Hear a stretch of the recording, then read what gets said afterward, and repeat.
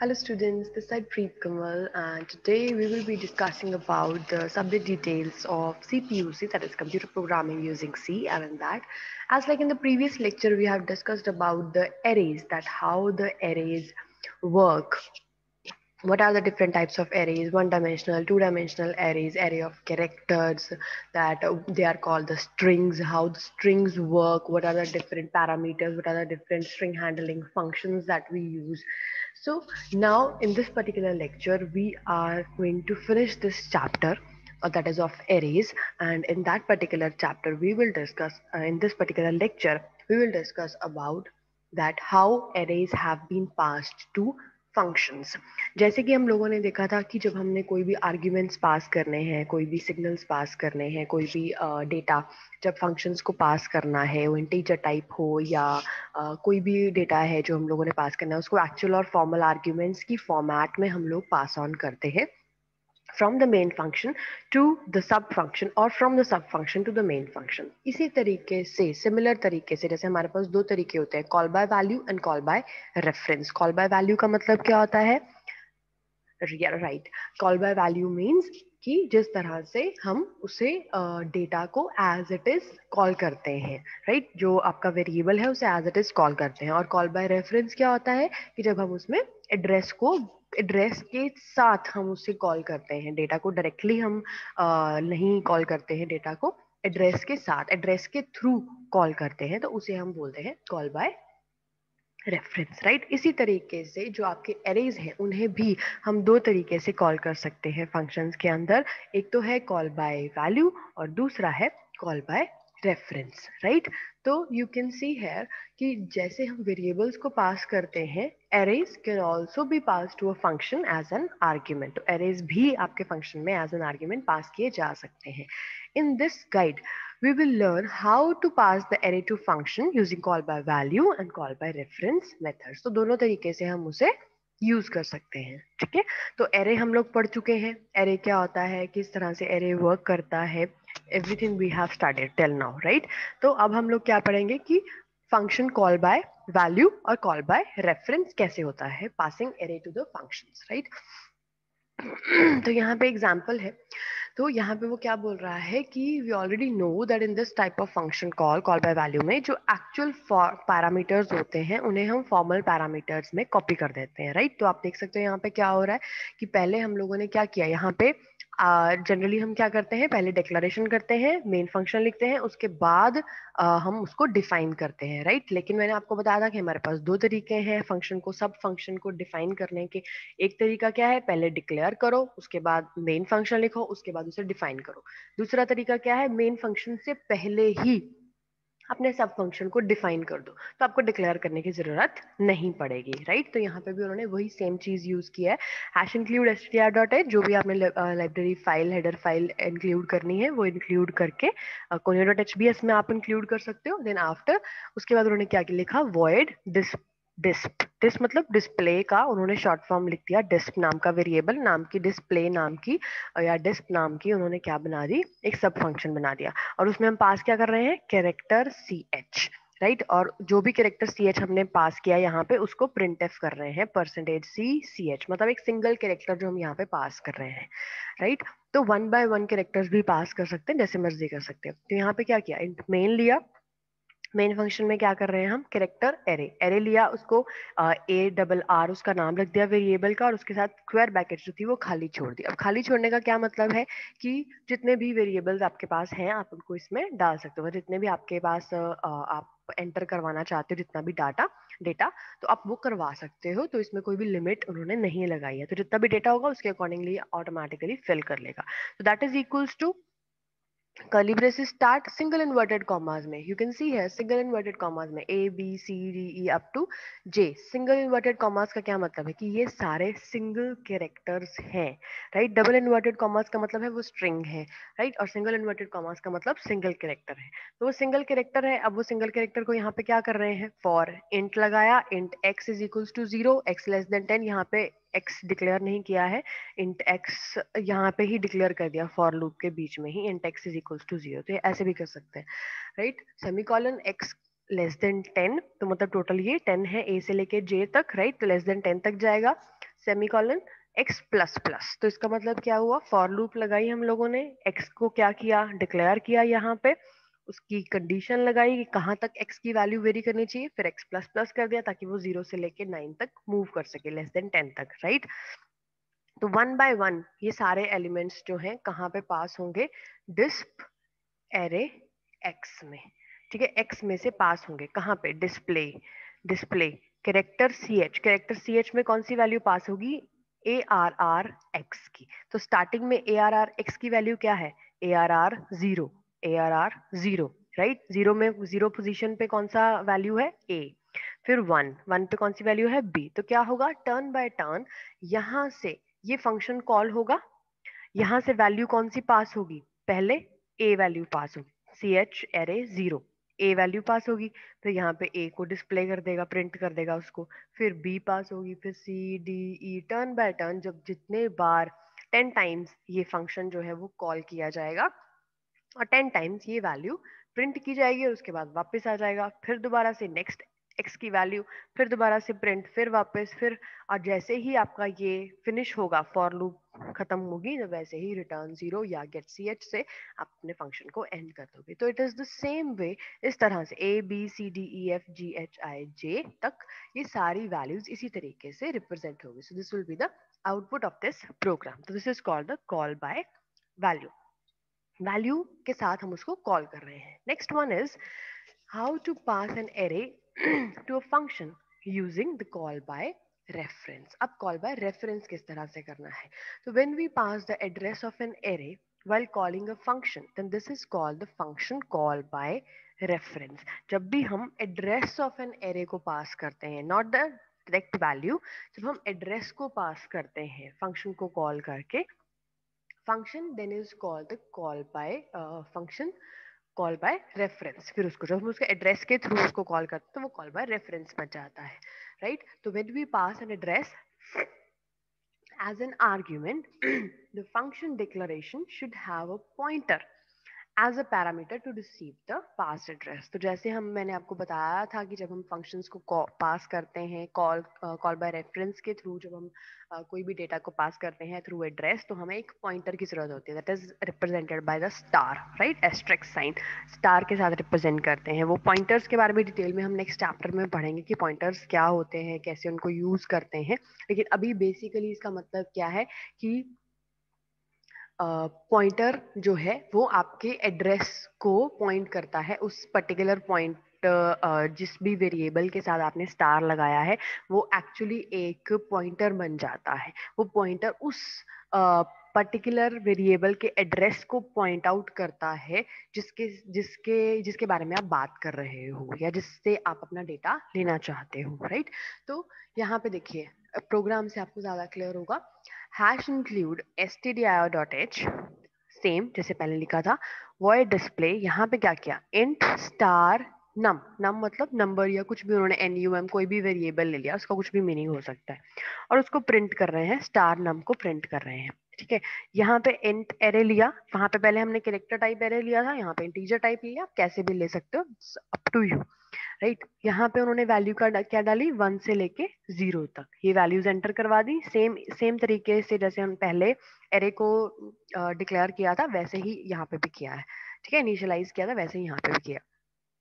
For loop लगाई, int i is equals to 0, semicolon i less than 10 i plus plus, same वैसे ही for loop लगाई जैसे हमने पहले लगाई थी, फिर वैसे ही कर्ली ब्रेसेस के अंदर वैसे ही आपने उसको कॉल किया। अब कॉल करने का सिर्फ एक चीज का डिफरेंस आया कि पहले आप कॉल कर रहे थे डायरेक्टली वैल्यू से, अब आप कॉल कर रहे हो उसके एड्रेस से।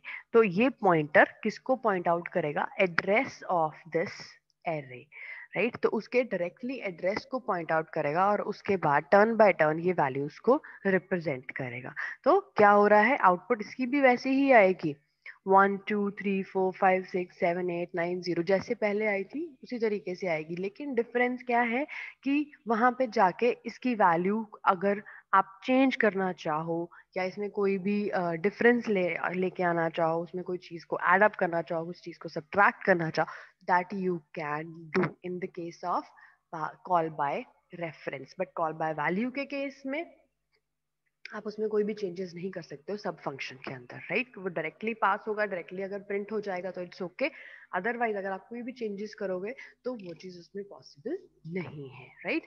Then is how to pass an entire array to a function as an argument. तो ये तो हुआ, अभी हमने दो जो प्रोग्राम्स किए उसमें क्या हो रहा था, turn by turn, one by one आपकी वैल्यूज जो थी वो पास हो रही थी, आपने फॉर लूप लगाई थी, उसमें से पहले 0 वाली वैल्यू, फिर 1 वाली, फिर 2 वाली, इस तरह से टर्न बाय टर्न पास हो रही थी। Now there is another option कि जिसमें आप पूरा का पूरा array as an argument function को डायरेक्टली पास कर सकते हो, राइट। तो however you can pass the entire function, वो इस तरह से पास कर सकते हो। The array name itself is the address of the first element of that array. And for example, if the name is ARR, then you can say that ARR is equivalent to ampersand ARR 0, तो उसके बराबर है, right? तो hash include stdr.h void my function int star variable int where var1 star var1, मतलब ये इसको बना दिया पॉइंटर, राइट, और इंट var 2, और ये सिंपल वेरिएबल है। उसमें कर क्या रहे हैं हम, ये देखिए यहाँ पे उन्होंने क्या किया, कमेंट्स के अंदर उन्होंने लिख दिया, बता दिया कि वो कर क्या रहे हैं हमने फंक्शन के अंदर। The pointer var1 is pointing to the first element of the array and var2 is the size of the array. तो इसका मतलब क्या है कि इन्होंने ये दो अगर यहाँ पे डिक्लेयर किए हैं फंक्शंस, सॉरी ये डिफाइन किए हैं यहाँ पे, तो इनका मीनिंग क्या है कि जो ये स्टार पॉइंटर इन्होंने बनाया है वो किसे पॉइंट कर रहा है, एरे के फर्स्ट एलिमेंट को पॉइंट आउट करने के लिए बनाया है। और जो var2 बनाया है वो बनाया है साइज ऑफ द एरे के लिए। Size of the array means 10 elements हैं उस एरे के अंदर, या 20 है या 15 है या 50 है, 4 है, 5 है, क्या है, कितने एलिमेंट्स, नंबर ऑफ एलिमेंट्स के साइज को बताने के लिए। So in the loop we're incrementing pointer so that it points to the next element of the array on each increment. तो लूप के अंदर हम क्या कर रहे हैं, we are incrementing the pointer, हम पॉइंटर को इंक्रीमेंट कर रहे हैं सो दैट वो क्या करे, it points to the next element of the array on each increment, right? So then for int x is equals to 0, x less than var2, x plus plus करेंगे कब तक, var2 तक। क्यों var2 तक, क्योंकि var2 क्या है, size of the array को रिप्रेजेंट कर रहा है। हम दो आर्ग्यूमेंट्स पास कर रहे हैं, राइट, एक first element of the array और सेकेंड उसका साइज, राइट। तो var2 तक ये जाएगा। देन printf क्या कर रहे हैं हम, the value of var underscore r percentage D, मतलब किसी पर्टिकुलर पॉइंट पे उसकी वैल्यू क्या है, is percentage D.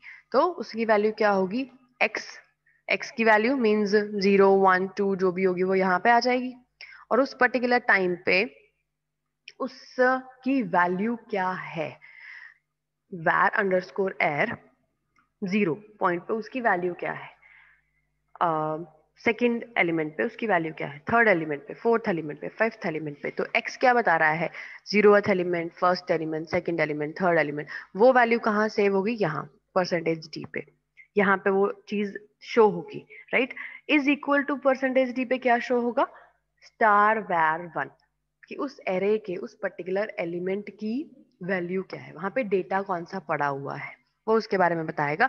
And then after var1 plus plus कर देंगे कि अब वो नेक्स्ट वैल्यू पे चला जाए, राइट। तो this was the sub function. अब मेन फंक्शन में देखिए क्या हो रहा है, मेन फंक्शन में हमने क्या किया, var underscore r square brackets is equals to 11 22 33 जो भी था वो 7 एलिमेंट्स उसमें डाल दिए, राइट। तो अब इसमें 7 एलिमेंट्स हैं, तो अब माय फंक्शन जो हमने यहाँ पे जो सब फंक्शन बनाया है माय फंक्शन, उसमें हम आर्ग्यूमेंट्स कौन कौन से पास कर रहे हैं, दो आर्ग्यूमेंट्स पास कर रहे हैं। पहला जो var अंडरस्कोर r है, राइट, वो यहाँ पे पास हो रहा है, उसका एड्रेस पास हो रहा है।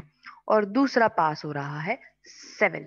7 यहाँ पे क्यों लिखा, बिकॉज इसकी वैल्यू 7 है, ये टोटल 7 एलिमेंट्स है, तो हम यहाँ पे 7 पास करें। ये 7 कहाँ पे जाएगा, var2 में, और ये var r की वैल्यू जो इनकी एलिमेंट्स की वैल्यू है वो कहाँ पे जाएगी, स्टार var1 में, यहाँ पे जाएगी, राइट। तो रिटर्न 0 कर देंगे, मतलब कितनी बार ये फंक्शन जब कॉल होगा तो इस फंक्शन में आएंगे, इस फंक्शन में आएंगे तो यहाँ पे एक for int x is equal to 0 x less than var x plus plus, इस फंक्शन इस वैल्यू में चले जाएंगे।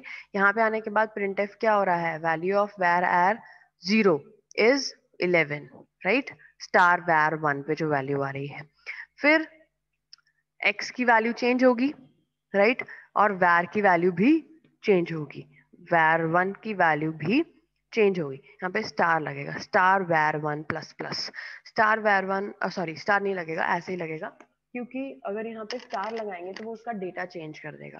तो इसको एज इट इज लगाएंगे तो इसका एड्रेस चेंज होगा। एड्रेस मीन्स पहले यहाँ पे था, अब नेक्स्ट वाले पे जाएगा, फिर नेक्स्ट वाले पे, फिर नेक्स्ट वाले। var 1 प्लस प्लस का मतलब उसका एड्रेस पहले इस पोजीशन के ऊपर था, अब वो प्लस प्लस हो जाएगा, 1 2 3 4 5 6, 0 से लेके 6th वैल्यू जो भी उसका एड्रेस है। अब इंटीजर टाइप वेरिएबल है तो ऑब्वियसली 2 बाइट्स का डिफरेंस आएगा, राइट। तो यहाँ पे जो शो होगा, जो आउटपुट शो होगी, वो कैसे शो होगी, value of var 0 is 11, 1 is 22, 2 is 33, 3 is 44, up to 6 is 77।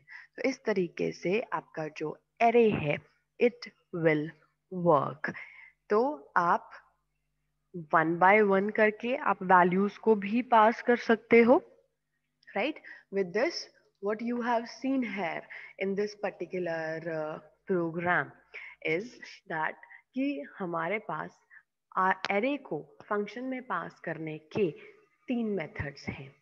First one is कि 1 बाय 1 कॉल बाय वैल्यू से हम एलिमेंट्स को पास करें। Second is 1 by 1 call by reference से एलिमेंट्स को पास करें।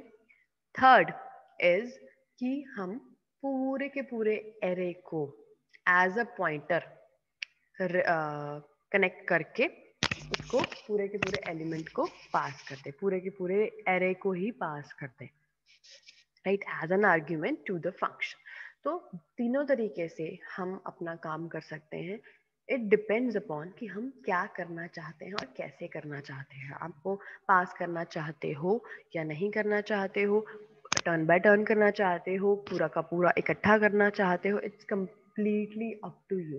मैंने आपको सारे मेथड्स बता दिए, अलग अलग तरीके से हमारे पास ऑप्शंस अवेलेबल है, आप कैसे भी कर सकते हो। बाकी रही बात पॉइंटर्स की, तो नेक्स्ट जब आपकी वीडियोस आएंगी, अगर आपको अभी पॉइंटर के बारे में क्लियर नहीं पता लग रहा है तो नेक्स्ट वीडियोस के अंदर आपको पॉइंटर की भी कंप्लीट इन्फॉर्मेशन मिल जाएगी। अभी के लिए पॉइंटर का मतलब क्या है, अभी के लिए पॉइंटर का मतलब है कि पॉइंटर एक ऐसा स्पेशल वेरिएबल है जो कि पॉइंट आउट करता है address of another variable, right. जैसे मैंने लिखा star A is equals to B या एम्परसेंट बी, या a is equals to ampersand B, या star a is equals to B. तो इसका मतलब क्या है, एम्परसेंट का मतलब होता है एड्रेस ऑफ, राइट, और स्टार का मतलब होता है वैल्यू एट।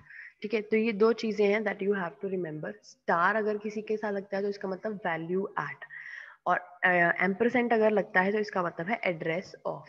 तो अगर हम स्टार ए लिखते हैं तो इसका मतलब उस ए को हमने क्या बना दिया, पॉइंटर बना दिया, जो पॉइंट आउट करेगा किसको, इक्वल टू बी, बी के एड्रेस को पॉइंट करना उसका काम है ए का, जिसके साथ हमने स्टार लगाया है, जिसको इक्वल किया है किसी दूसरे वेरिएबल के। क्लियर?